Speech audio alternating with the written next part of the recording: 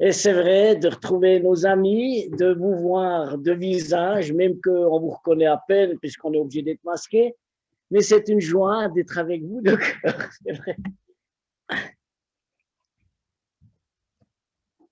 Et c'est vrai, je pensais, comme j'ai dit à Edgar, tu peux dire, le titre que j'ai pensé, c'est Aller de l'avant.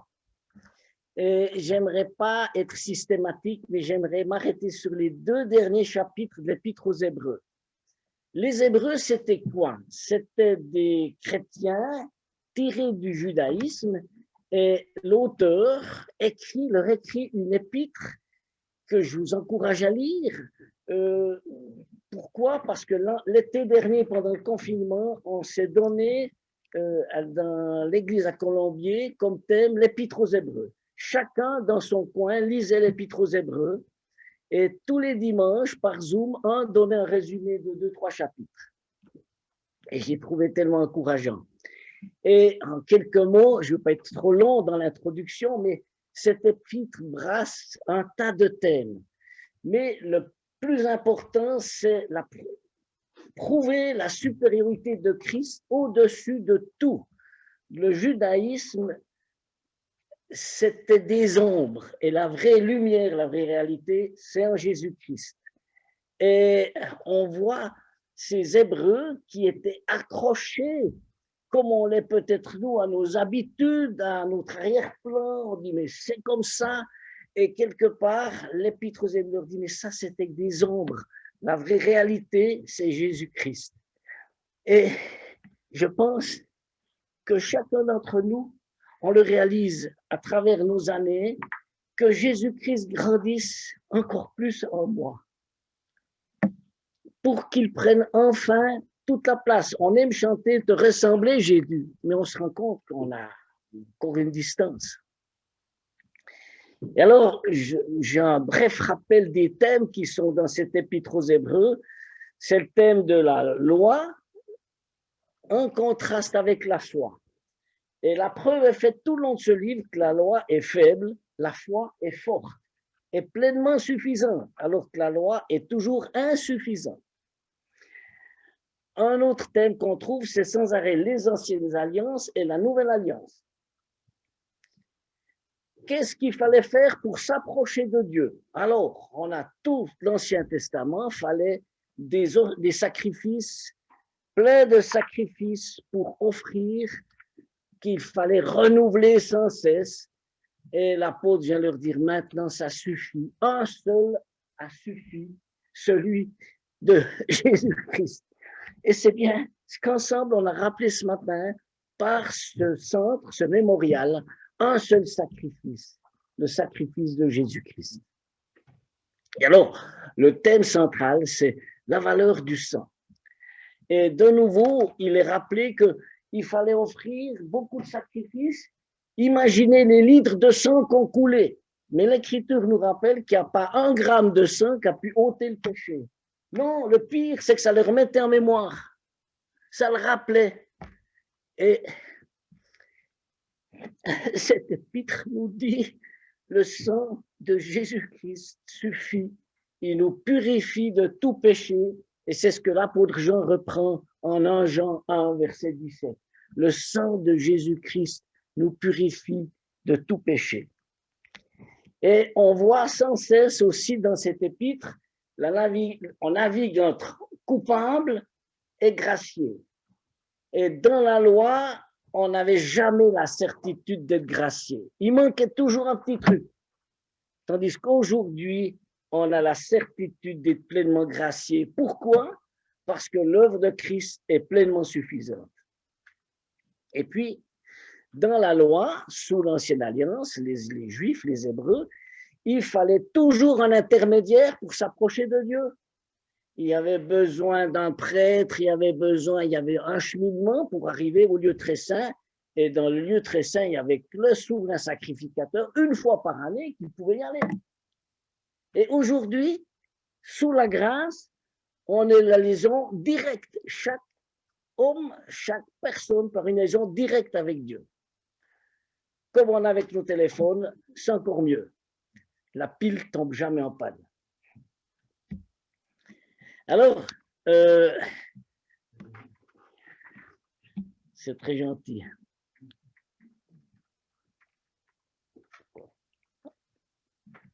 Je préfère le mettre à distance parce qu'il va tomber.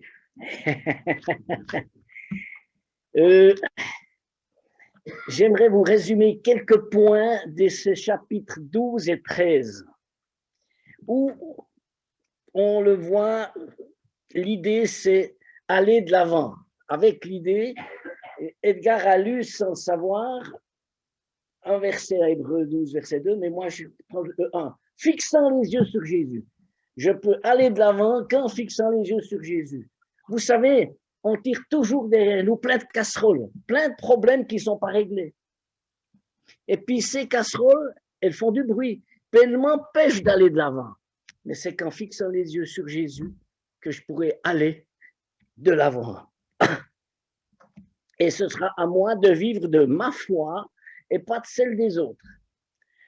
Et ce sera à moi de traduire ma foi dans un acte dans ma vie. Et c'est ce qu'on va voir. Alors, je vous invite, si vous avez une Bible, à ouvrir Hébreux 12.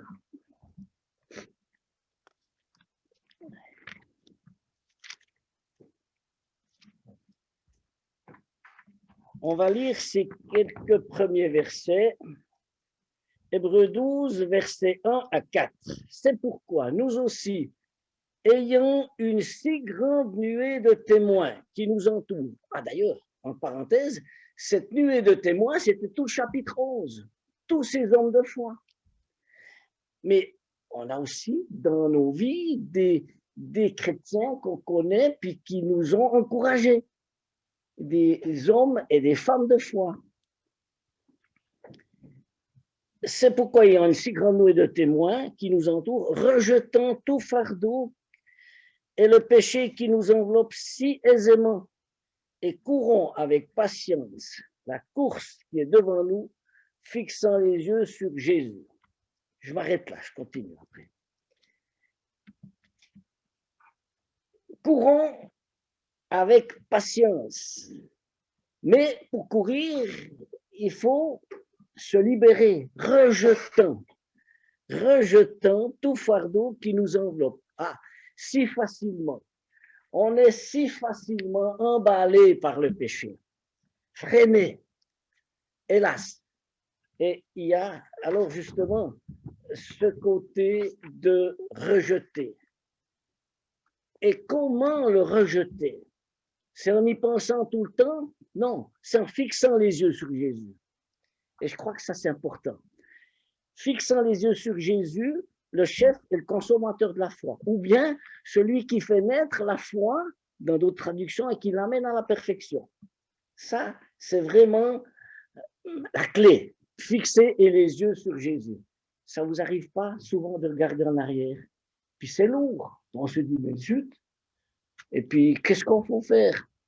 Et on a besoin, j'ai besoin de fixer les yeux sur Jésus. Et Edgar a pris juste cette partie quand on était dans ce temps où on rappelait l'œuvre de la croix. Celui qui, à cause de la joie qui était devant lui, a enduré la croix, ayant méprisé la honte. Et il s'est assis à la droite de Dieu. De nouveau là, la suprématie de Christ est rappelée. C'est tout ce thème, comme je vous le disais au début, ce thème central de toute cette épître, la suprématie de Christ au-dessus de tout. Et puis, verset 3, considérez celui qui a enduré une telle contradiction de la part des pécheurs contre lui-même, afin que vous ne soyez pas las, étant découragés dans vos âmes. Ne pas se laisser abattre dans ses âmes, dans mon âme. Considérez, regardez Jésus. Maintenant, je passe à un sujet, les versets 5 à 11, qui traite le thème de l'éducation de la foi ou de la discipline paternelle. Et quand on lit ces versets, il y a deux mots-clés qui ressortent toujours, discipline et fils. Et on n'aime pas trop être pris. Et je vous lis ces versets 5 à 9. Vous avez oublié l'exhortation qui s'adresse à vous comme à des fils. Mon fils, ne méprise pas la discipline du Seigneur et ne perds pas courage quand tu es repris par lui. Car celui que le Seigneur aime, il le discipline, et il faut être tout fils qu'il agrée. Vous endurez, verset 7, des peines comme discipline. Dieu agit envers vous comme envers des fils, car qui est le fils que le Père ne discipline pas? Mais si vous êtes sans discipline, sans la discipline à laquelle tous participent, alors vous êtes des bâtards et non des fils. De plus, nous avons eu les pères de notre chair pour nous discipliner et nous les avons respectés. Ne serons-nous pas beaucoup plus tôt soumis au Père des esprits et nous vivrons? Alors, il y a deux dangers qu'on peut voir. Le premier, c'est de mépriser ou prendre à la légère ce que Dieu veut m'apprendre. Et le deuxième danger, c'est se décourager et être écrasé par le poids de l'épreuve. Éducation et correction, c'est deux modes de formation. La discipline, c'est faire des disciples. Les disciples, qu'est-ce qu'ils font? Qui ressemblent au maître. Alors, je pense à un verset, psaume 32, verset 8, soit je suis conduit par l'œil de Dieu, soit je suis conduit par la bride des morts, comme on conduit les chevaux. Ça dépend si je suis de type récalcitrant ou pas. Donc, soit je suis conduit par l'œil de Dieu, soit par la bride et le mort. La correction, qu'est-ce que j'apprends quand je dis ces textes? Qu'elle vient de la main du Père. Un Père qui m'aime. Et ça, c'est, je crois qu'on a de la peine. Quand on est dans l'épreuve, quel que soit le type d'épreuve, on ne voit pas bien la main du Père. Mais à la fin. Donc, j'aimerais juste dire, pensons correction et non pas punition. Parce que souvent, on se trompe. Punition, c'est comme si on l'avait mérité. Correction, c'est pour avancer, pour nous corriger. Et par expérience, eh ben, on a tous eu un père qui nous a corrigés pour nous éduquer. Mais pourquoi? Parce qu'il nous aimait. Parce qu'il nous aimait. Et combien de fois nos enfants n'ont pas compris sur le moment qu'on les corrigeait. Puis c'est après le coup, il a fallu peut-être qu'ils viennent aussi par eux-mêmes, puis qu'ils comprennent certaines choses. Voilà. Mais on voit quel est le but. Verset 10. Car ceux-là disciplinaient pour peu de jours, selon qu'ils trouvaient bon, mais celui-ci, donc notre Père Céleste, nous discipline pour notre profit, afin que nous participions à sa sainteté. Or, aucune discipline, verset 11, pour le présent ne semble être un sujet de joie, mais de tristesse. Mais plus tard, elle rend le fruit paisible de la justice à ceux qui sont exercés par elle, ou un fruit porteur de paix qui est la justice. Alors on voit là deux buts qui sont décrits. Le premier but, c'est participer à la sainteté de Dieu, verset 10. Toutes nos épreuves, tout ce qu'on vit les uns les autres, convergent vers cette idée du bien, un but pour notre bien. Je pense maintenant à ce que on trouve ça dans le Deutéronome aussi, cette phrase qui souvent m'a touché, que Dieu voulait leur faire du bien à la fin. Ils ont été 40 ans dans le désert, des grognons, un peu comme souvent on est. Mais finalement, Dieu les amène. Il veut faire du bien à la fin, afin que nous participions à sa sainteté. Et qu'est-ce que c'est que cette sainteté?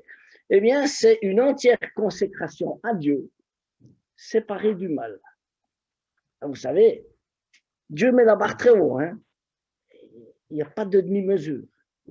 Lui ressembler, c'est pas un petit peu, c'est lui ressembler. Donc, on comprend pourquoi Dieu nous travaille. Et puis qu'on est toujours en chemin, c'est quand on sera dans la maison du Père que ce sera OK. Mais aujourd'hui, on est tous en cheminement et on découvre qu'on a un Père qui nous aime, qui nous prend par la main. Et moi, ce que je trouve d'extraordinaire, c'est dans nos vies, le dialogue qu'on peut avoir avec lui constamment. Et pourquoi ça? Et je racontais hier à Edgar, quand à 50 ans, j'apprends que j'avais un cancer, je sortais de l'hôpital, et puis ils étaient en train de goudronner la route. J'ai rien vu, je marchais dans la route, j'étais en dialogue avec mon père, puis je disais, mais qu'est-ce que tu te trompes? À 50 ans, je suis qu'à la moitié de ma vie, j'avais les semelles qui collaient, tout le monde me faisait signe de ne pas marcher là-dedans, je ne voyais rien. Donc, vous voyez, on peut parler avec Dieu aussi quand ça ne va pas. Et c'est ça qui était magnifique, ce côté de ce dialogue dans nos moments où je dirais, ça turbine, ça marne, ça ne va pas comme on voudrait. Alors voilà. Et Dieu veut nous amener à lui ressembler, dans la sainteté, la sanctification, la séparation du mal. Et le deuxième but, c'est de porter du fruit, le fruit de la justice. Mais aussi, Dieu s'appelle à ce que, quand ma volonté est enfin brisée et que je suis enfin soumis au Père, ça va tellement mieux. Mais quand on se débat, quand je me débat, je suis malheureux, ça coince. Et c'est vrai, c'est tout ce cheminement dans la soumission avec mon Père. Alors, il y a des conséquences pratiques. D'ailleurs, cet épître ces chapitres 12 et 13 sont que des côtés très pratiques. 12 et 17. Versets 12 à 17. J'aimerais m'arrêter un petit peu sur ces versets. C'est pourquoi redressez les mains lassées et les genoux défaillants. Et faites des sentiers droits à vos pieds, afin que ce qui est boiteux ne se dévoie pas, mais plutôt se guérisse. Voilà. Qu'est-ce que c'est ça? Redresser les mains lassées, les genoux défaillants. C'est une expression tirée d'Ésaïe 35, verset 3. Les mains affaiblies et les genoux flageolants. Ça parle de quoi, les mains et les genoux? Eh bien, ça parle de la prière.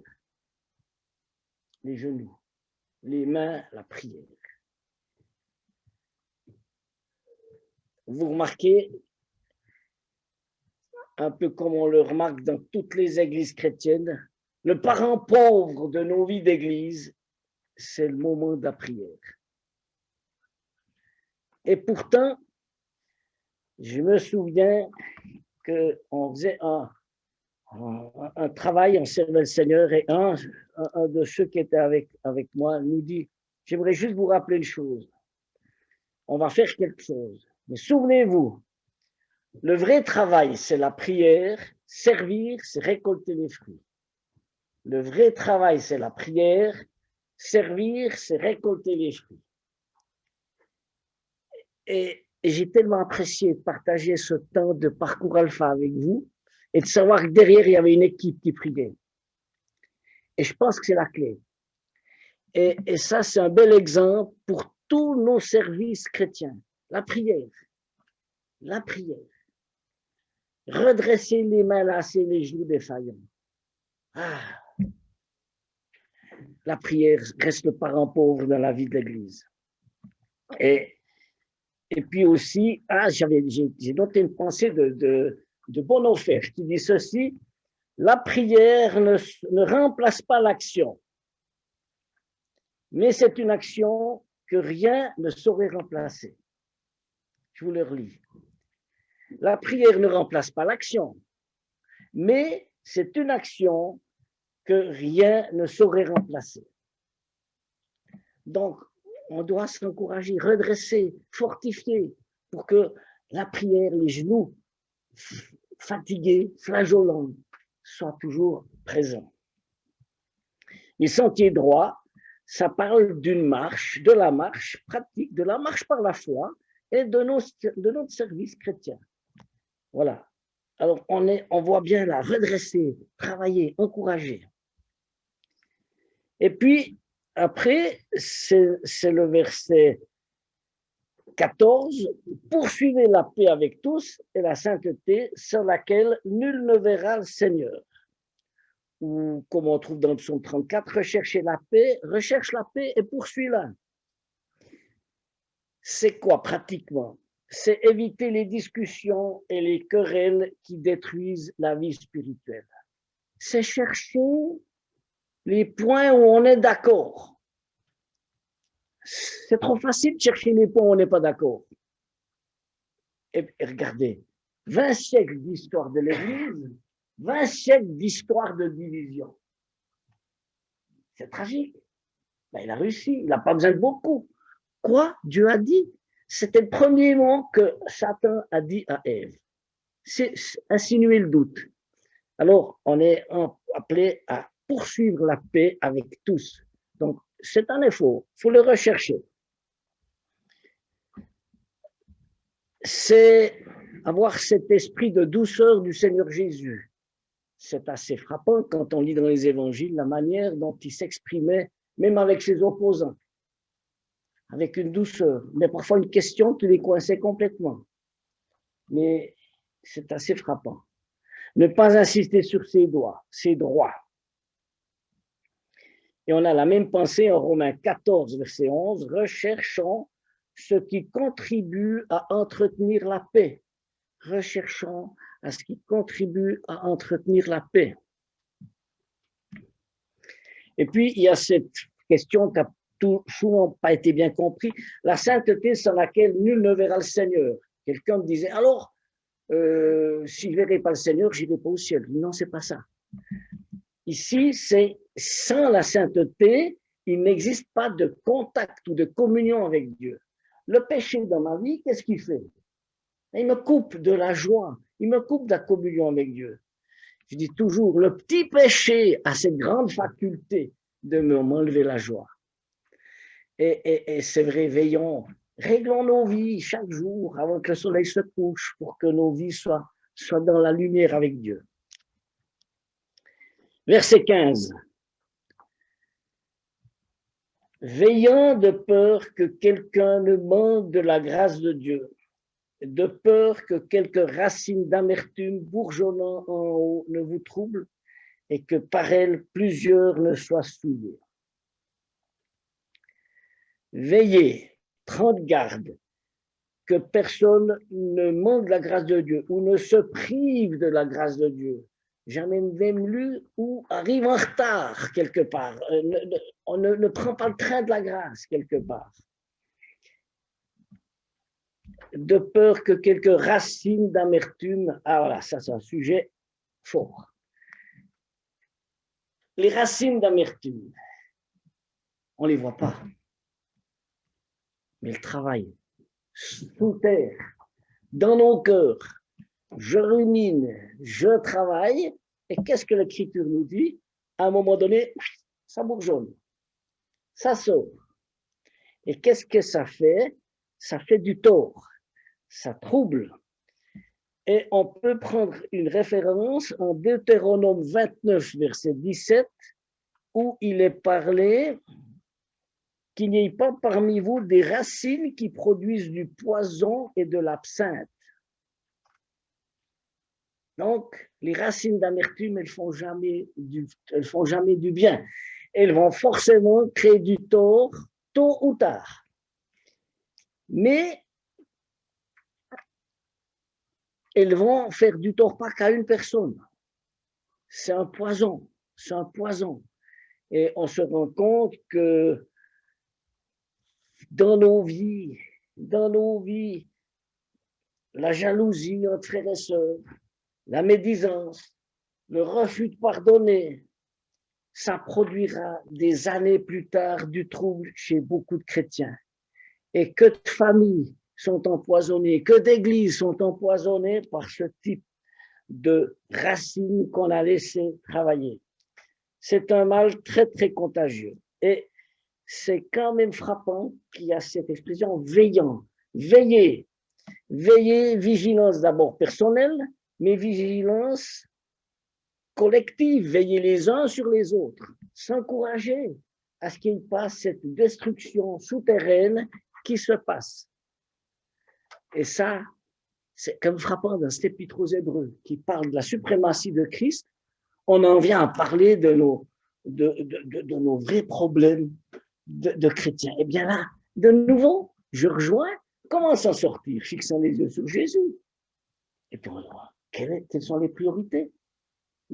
Quand j'ai une dent contre quelqu'un, je ne peux pas le voir. C'est de ruminer que ça ira mieux. Je trouve qu'il y a tellement de choses pratiques dans cet épître et ces versets sont forts quelque part. Et on le voit dans le service, combien de frères se sont mis en opposition pour une bagatelle.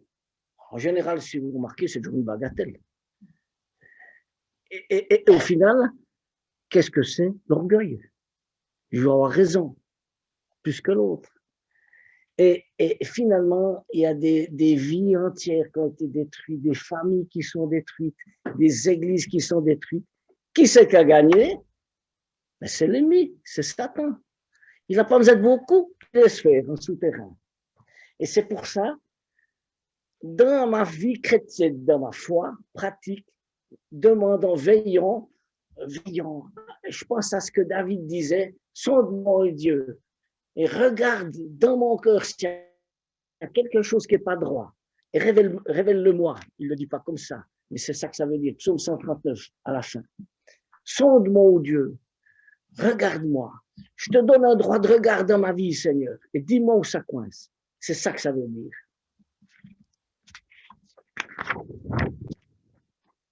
Je vais laisser quelques versets d'histoire d'Ésaü, 16, on va arrêter de ce côté, parce que le temps tourne quand même, c'est vrai. Alors, j'aimerais m'arrêter sur les versets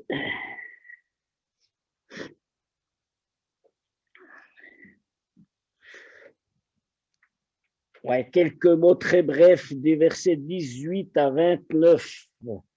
Vous n'êtes pas venu à la montagne qui peut être touchée, donc il parle de Sinaï, jusqu'à la fin. L'auteur de cet épître essaye de mettre en contraste l'ancienne alliance et la nouvelle alliance, et en substance, il leur dit ce serait complètement insensé de revenir à la loi et d'abandonner la foi. Non. Et puis, c'est bien ce que représente l'ancienne alliance, c'est des versets 18 à 21, Sinaï. Et puis, les versets 22 à 24, c'est la cité de Dieu, Sion, la nouvelle Jérusalem. C'est cette idée de la nouvelle alliance. Et tout de suite, verset 28, il conclut en disant ceci, c'est pourquoi, recevant un royaume inébranlable, retenons la grâce par laquelle nous servions Dieu d'une manière qui lui soit agréable, avec révérence et avec crainte, car aussi notre Dieu est un feu consumant. Retenons la grâce par laquelle nous servions Dieu d'une manière qui lui soit agréable. Nous servions Dieu ou rendre un culte agréable. Ça rejoint aussi Romains 12, verset 1, que nous offrir nos corps en sacrifice vivant. Donc on voit qu'on est toujours dans cette même veine d'un chrétien qui vit sa foi pratiquement. Je crois que c'est ça. La foi, c'est pas de l'intellectualisme. C'est la réalisation pratique dans la vie de tous les jours. Et puis, c'est bel et bien dans la vie de tous les jours qu'on va faire la différence. Et c'est le chapitre 13. C'est le chapitre 13 qui... Ah, je regardais s'il y avait... Ils sont toujours là sur Zoom. Bonjour les amis. Voilà, ce chapitre 13 va me dire une chose. Prouve maintenant par ta vie que tu es chrétien. Et est-ce que tu es confronté aux mêmes situations que tous les autres hommes et femmes du monde entier? Comment vas-tu prouver par ta vie que tu es chrétien? Pas par tes discours, c'est par ta vie. Et j'aime tellement ce début de chapitre 13 qui est fort. Hein? On voit bien que là, le chrétien ne peut pas se contenter d'une connaissance intellectuelle. Mais comment est-ce que dans ma vie, Christ fera la différence? Et on a 3 tests ici, du verset 1 à 4. Alors, je vais peut-être les lire avant de tout commenter. Que l'amour fraternel demeure. N'oubliez pas l'hospitalité, car par elle, quelques-uns, à leur insu, ont logé des anges. Souvenez-vous des prisonniers, comme si vous étiez liés avec eux. De ceux qui sont maltraités, comme étant vous-même aussi dans le corps. Que le mariage soit tenu en honneur à tous égards et le lit sans souillure, car Dieu jugera les fornicateurs et les adultères. Que votre conduite soit sans avarice, étant content de ce que vous avez présentement, car lui-même a dit, je ne te laisserai point, je ne t'abandonnerai pas. Point. En sorte que, plein de confiance, nous disions, le Seigneur est mon aide, et je ne craindrai point, que me fera l'homme? Regardez dans ce court paragraphe, le nombre de trucs que l'apôtre balance. Alors, il essaye de nous dire, fais la différence dans 3 domaines de ta vie.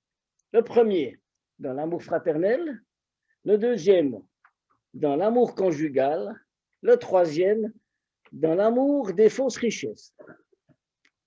Il prend 3 thèmes forts. Alors, je commence par le premier, verset 1. Que l'amour fraternel demeure. Et Romains 12, verset 10, dit presque la même chose. Par amour fraternel, soyez pleins d'affection les uns pour les autres. C'est pas, l'amour fraternel, c'est pas, comme je viens de dire, c'est pas se caresser le poil dans le bon sens. Hein? C'est s'aimer, c'est s'entraider, c'est vivre quelque chose ensemble. Mais mes amis, vous allez me dire, mais c'est difficile. Mais oui, l'amour, c'est impossible. Sauf si, comme je lis en Romains 5, verset 5, l'amour de Dieu a été versé dans mon cœur. Naturellement, je ne peux pas aimer. Il n'y a que l'amour de Dieu versé dans mon cœur qui me donne la possibilité d'aimer réellement. Et 1 Jean 4, verset 11 nous dit, si Dieu nous a tant aimés, nous devons nous aussi nous aimer les uns les autres. C'est vrai, l'amour suprême du Seigneur Jésus qui se donne pour moi, et il s'est donné à quel moment? Quand j'étais son meilleur ami? Non, quand j'étais son meilleur ennemi. Quelque part, c'est fort cette pensée que l'amour de Dieu pour des coupables.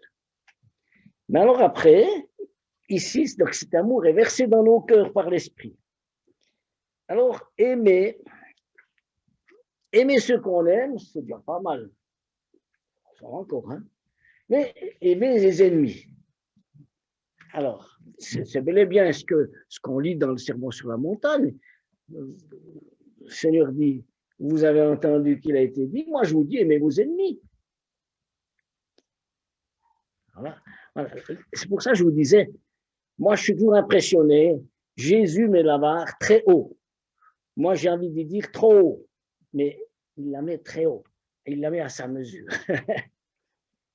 Et dans l'amour fraternel, verset 2, n'oubliez pas l'hospitalité, car quelques-uns à leur insu ont logé des anges.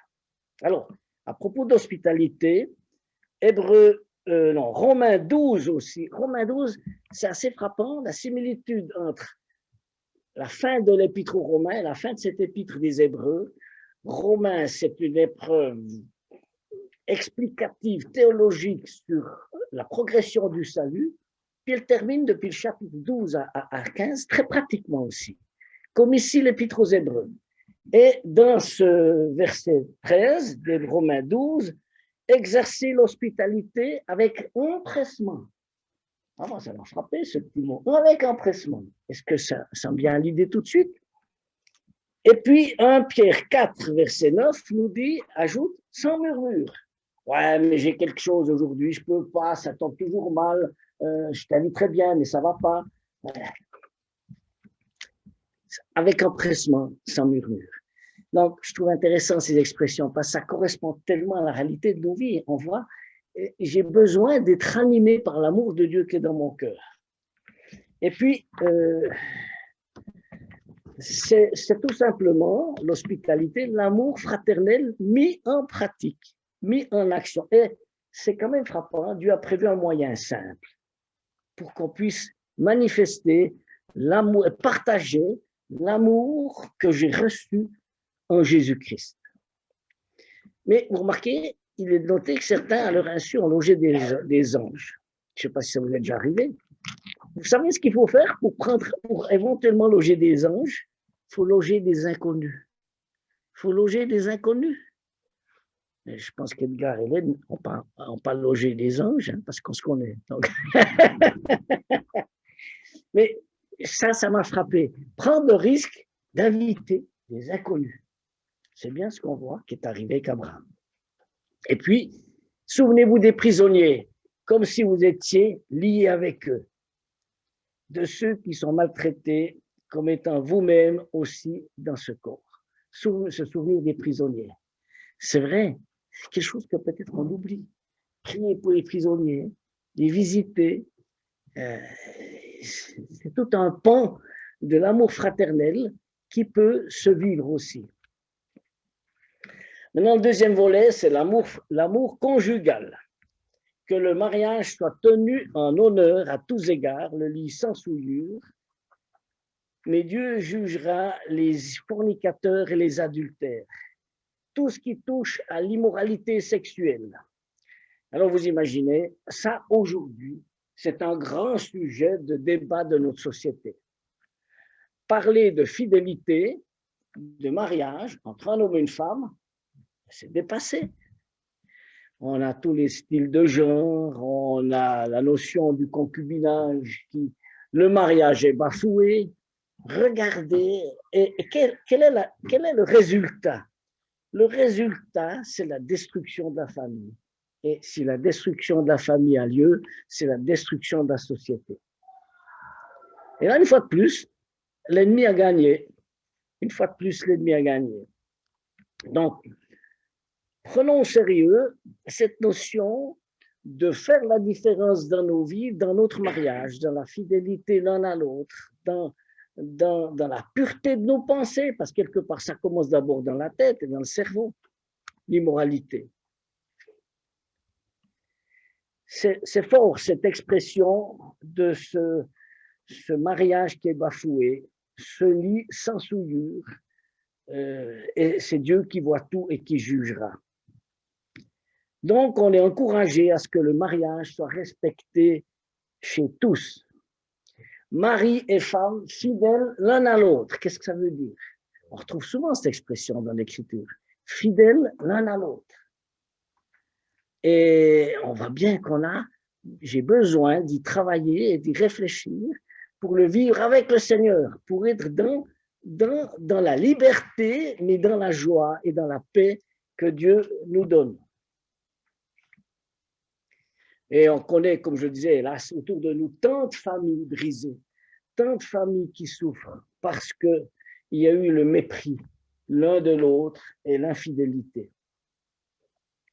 Et le troisième domaine, c'est l'amour des fausses richesses, où la question se pose, j'ai confiance en qui ou en quoi? Et qui se termine par cette phrase, ce verset 6, cette assurance, cette promesse, je ne t'abandonnerai pas, je ne te laisserai pas. et le Seigneur est mon aide. Je ne craindrai pas. Que me fera l'homme? Des citations de l'Ancien Testament. Donc, que votre conduite soit sans avarice ou ne soit pas guidée par l'amour de l'argent. Et en réfléchissant un petit peu à cette notion d'avarice, l'avarice, qu'est-ce que c'est? C'est avant tout l'amour de l'argent qui m'entraîne à désirer toujours plus. Je ne suis jamais satisfait, avoir toujours plus. Et puis, la question que je me disais, mais est-ce qu'il faut avoir beaucoup ou avoir peu pour être avare? Ben, je pense les deux. Je peux avoir beaucoup et être avare, et je peux rien avoir et être avare. C'est un état d'esprit en qui j'ai confiance. Et voilà 3 domaines où j'ai besoin de travailler. Donc, ah oui, encore à propos de l'argent, 1 Timothée 6, verset 10, j'ai noté, c'est une racine de toutes sortes de maux. L'amour de l'argent est une racine de toutes sortes de maux. Et ça, c'est vrai, on le voit. Si je veux toujours plus, et en général, la tentation, elle vient de qui? Ce que j'ai pu constater, c'est celui qui a juste pour vivre, qui veut toujours plus. Donc, c'est un sujet très réel. Donc, ces trois points pour dire, t'es chrétien, fais la différence dans l'amour fraternel, t'es chrétien, fais la différence dans l'amour conjugal, t'es chrétien, fais la différence dans l'amour des vraies richesses et quel est ton rapport avec l'argent. D'ailleurs, en parenthèse, c'est frappant, si vous lisez attentivement les évangiles, vous verrez que Jésus a plus parlé de pognon que de foi. Il a parlé plus d'argent que de foi. Parce qu'il sait très bien que derrière l'argent, il y a maman. Il veut m'emprisonner quelque part. Et puis, je reviens à cette question, confiance en qui ou en quoi? Verset 5. Étant content de ce que vous avez présentement, car lui-même a dit, je ne te laisserai point et je ne t'abandonnerai pas. En sorte, verset 6, que plein de confiance nous disions, le Seigneur est mon aide, je ne craindrai pas, que me fera l'homme? Alors, la question, est-ce que je réalise pour moi ces promesses du Seigneur, qu'elles sont pour moi? Est-ce que vraiment c'est lui qui est mon aide et c'est sur lui que je me confie? Il passe à un autre sujet, verset 7. Souvenez-vous de vos conducteurs qui vous ont annoncé la parole de Dieu et considérant l'issue de leur conduite, imitez leur foi. Le chapitre 11 a énuméré tout un tas de conducteurs qui ont marché par la foi. Ici, on est appelé à imiter leur foi. Verset 17, leur obéir. Verset 24, les saluer. Et ce verset 8 vient encadrer tout ça. Regardez cette force. Jésus-Christ est le même, hier, aujourd'hui et éternellement. Il faut que je mette ça dans ma cuisine, sur ma porte, mon frigo. Jésus-Christ est le même, hier, aujourd'hui, éternellement. En lien avec les conducteurs nous quittent. Jésus-Christ demeure. En lien avec les conducteurs, ils nous ont annoncé la parole. Jésus-Christ est la parole. En lien avec les conducteurs vivent par la foi. Et j'ai noté ici, Jésus-Christ est l'objet et le but de la foi. Donc, c'est bien ces conducteurs, mais c'est imiter leur foi qu'il faut. Et leur foi, le regard est porté sur Jésus-Christ. Je vais sauter au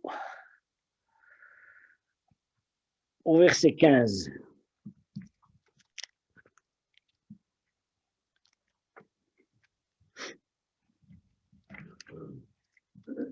Je vous encourage à la relire, puis à vous arrêter entre deux sur ce que je n'ai pas appris. Vous savez, mes amis, l'écriture, c'est une richesse. C'est un trésor. C'est une chasse au trésor. On trouve toujours quelque chose d'autre. Et c'est ça qui est beau.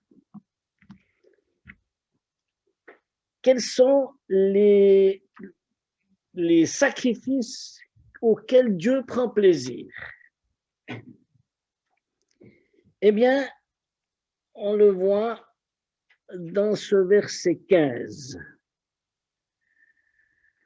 Offrons donc par lui sans cesse à Dieu un sacrifice de louange, c'est-à-dire le fruit des lèvres qui confesse son nom. Mais n'oubliez pas la bienfaisance et de faire part de vos biens, car Dieu prend plaisir à de tels sacrifices.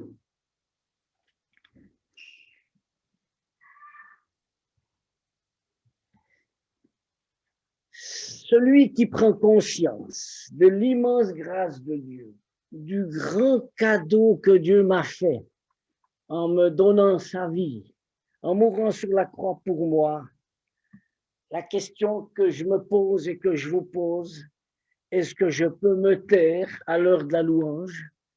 Est-ce que je peux pas? Est-ce que je me prive de dire merci, tout simplement? Offrir, c'est ça, offrir ce sacrifice des lèvres, du cœur, remercier Dieu pour ce grand sacrifice, ce grand sacrifice. Ça, c'est offrir le fruit des lèvres. Mais on voit que c'est directement lié, et ça, c'est une chose qui m'a frappé toujours, la notion d'argent qui est liée, la notion de vos biens, faites part de vos biens. On se rend compte que ça fait partie de la louange.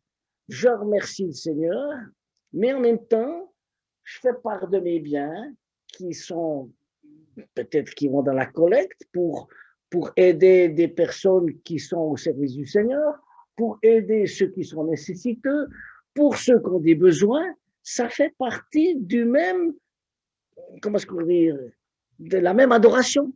Il n'y a pas de distinction. C'est beau de lire l'écriture puis de voir, mais pourquoi c'est lié? Moi, je pensais que c'était ce côté spirituel, c'était le numéro un, puis le reste, c'est bassement matériel, on parle de porte-monnaie. Non, il y a un lien très fort. Et finalement, quand vous réfléchissez sur ce qu'est la bienfaisance, c'est de nouveau ma disposition de cœur à faire le bien. Ma disposition de cœur à l'hospitalité, à inviter des inconnus, etc. Et j'ai encore noté ceci, on trouve parfois libéralité, faire part de ses biens. Donc, c'est partager ce qu'on a avec ceux qui sont dans le besoin, tout simplement. Et j'ai été frappé de lire l'apôtre Paul quand il parle de ces sujets. Il dit, je vous cite en Philippiens 4,12, je sais être abaissé, mais je sais aussi être dans l'abondance. En toute chose, je suis enseigné aussi bien à être rassasié qu'à avoir faim, aussi bien être dans l'abondance qu'à être dans les privations. Et il conclut, je puis toute chose en celui qui me fortifie. De nouveau, fixant les yeux sur Jésus, et quand je suis en lien avec le Seigneur, les choses se passent et se gèrent tout à fait différemment. Philippiens 4,18, Paul dit, j'ai tout reçu et je suis dans l'abondance. Je suis comblé. Qu'est-ce que je peux dire ça? Voilà, c'est ces choses. J'ai reçu par Épaphrodite ce qui vient de vous. Donc Épaphrodite lui avait amené une collecte. Et puis, il dit ce qui vient de vous comme un parfum de bonne odeur, un sacrifice que Dieu accepte et ce qui lui est agréable. Et c'est vrai, celui comme Paul qui recevait de ses frères pour pouvoir vivre, mais ailleurs, au Corinthiens, il dit, j'ai travaillé nuit et jour pour être à charge à personne, pour vous montrer un exemple. Donc, on voit aussi cette notion d'hospitalité, mais il y a aussi le travers. Il voulait leur donner un exemple en disant, mais non, je travaille, je construis des tentes la nuit, et puis ou bien je visite les frères, j'annonce l'évangile. Voilà. Et des fois, ils prenaient le bateau, puis des fois, ils préfèrent marcher tout seul à pied je ne sais pas combien de centaines de kilomètres, parce que là, il pouvait prier, réfléchir. Donc, c'était frappant. Donc, j'en arrive à la conclusion. Je vais vous citer quelques points. Obéissez à vos conducteurs et soyez soumis, j'en ai parlé. Priez pour les responsables. Et ça, c'est une chose qu'on oublie trop souvent. Priez pour les responsables des églises, ceux qui sont à la tête, ceux qui sont dans le service, pour qu'ils puissent le faire pour honorer Dieu. Que pour Dieu. Priez pour nous, verset 18, car nous croyons que nous avons une bonne conscience, désirant bien nous conduire. Et puis le verset 21, je m'arrêterai là. Glorifiez Jésus-Christ, auquel soit la gloire au siècle des siècles. Amen. Cet épître a démarré en montrant la suprématie de Christ. Dieu nous a parlé dans le Fils, c'est les premiers versets, et ça se termine, auquel à Jésus-Christ soit toute la gloire. Et moi, ça m'encourage, est-ce que dans ma vie, c'est vraiment le seul but? Et oui, il faut travailler à ce que ce soit le seul but pour la gloire de Christ. Alors, je vous donne quelques points, ce que je vous ai un petit peu dit, parce que vous remarquez, il y a plusieurs sujets. Alors, un des premiers points, fixons les yeux sur Jésus. C'est le verset 2, chapitre 12, verset 2. Deuxième point, redressons les mains lassées, les genoux défaillants. Troisième point, faisons des sentiers droits à nos pieds, afin que ce qui coince, ce qui est boiteux, se dévoie pas, mais plutôt se guérisse. Quatrième point, poursuivons la paix avec tous. Cherchons ce qui construit. Ensuite, cinquième point, veillons de peur que quelqu'un ne manque de la grâce de Dieu. Est-ce que je veille sur mes frères et sœurs pour qui on ne manque pas de la grâce de Dieu? Ensuite, ne laissons pas bourgeonner ces fameuses racines d'amertume qui font du tort, c'est du vrai poison. Un autre point, soignons l'amour fraternel et l'hospitalité. Un autre point, respectons le mariage, qui soit tenu en honneur, chapitre 13, verset 4. Chapitre 13, verset 5, que votre conduite soit sans avarice. Et tout ça encadré par de grandes promesses. Je ne te laisserai point, je t'abandonnerai point. Une de la d'autres promesses, Jésus-Christ est le même, hier, aujourd'hui, éternellement. Souvenez-vous de vos conducteurs, imitez leur foi et offrir un sacrifice de louange et faire part de ses biens. Enfin, prions pour nos responsables et puis glorifions le Seigneur Jésus-Christ en toutes choses. Voilà les amis, quelques brides. C'était pas très systématique, mais c'était vraiment dans cette idée, allons de l'avant en suivant Jésus-Christ et dans la réalité de la vie de tous les jours. Et je vous encourage, lisez la Bible. Qu'est-ce qu'elle fait? Elle nous transforme. Si je la lis, ma manière de penser va changer. Et j'aimerais plus ressembler à Jésus-Christ. Et je suis sûr que vous aussi, c'est votre envie. Alors, encourageons-nous à lire la parole et à être conduits par la parole de Dieu, par le Saint-Esprit, et être guidés par un Père qui nous aime, qui parfois nous corrige, mais il sait bien pourquoi, parce qu'on est récalcitrant.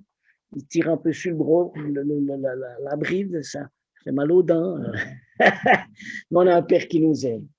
Alors, j'aimerais prier.